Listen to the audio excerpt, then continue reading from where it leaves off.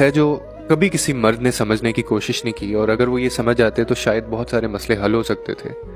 औरत की नफ्सियात में से एक नफ्सियात ये भी है कि वो कभी भूलती नहीं है। माफ कर देती है लेकिन भूलती नहीं है। ये लाइन आपको याद रख लेनी है।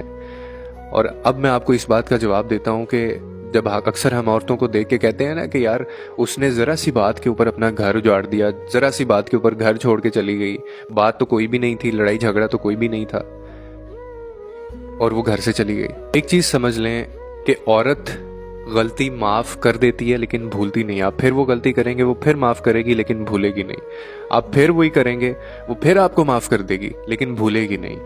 और हमें ये लगता है कि शायद हमें दोबारा मौका दिया जा रहा है, या वो इस चीज को मान चुकी है, वो इस चीज को एक्सेप्ट कर चुकी है, लेकिन वो भूलती नहीं है। और उसके बाद क्या होता है कि ये जो बार बार का माफ करना होता है, दोबारा मौका देना होता है, लेकिन ना भूलना किसी चीज को, वो उसके जहन में है, वो उसी तरह से है।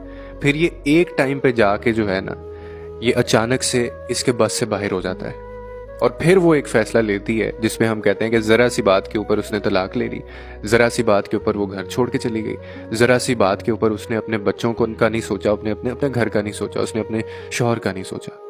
कोई ये नहीं सोचेगा, कोई ये नहीं सोचता कि वो जरा सी बात नहीं थी, वो ना जाने कितने सालों की बात थी, वो ना जाने कितनी दफा दिया गया मौका था, वो ना जाने कितनी दफा किया गया भरोसा था, वो ना जाने कितनी दफा भूलने की कोशिश की गई थी, लेकिन नहीं भूल पाई। क्यों नहीं भूल पाई? क्योंकि दोबारा से वो चीजें होती रहीं। तो ये चीज समझ लें बस आप उसकी नफ्सियात को, कि औरत भूलती नहीं है, माफ कर देती है।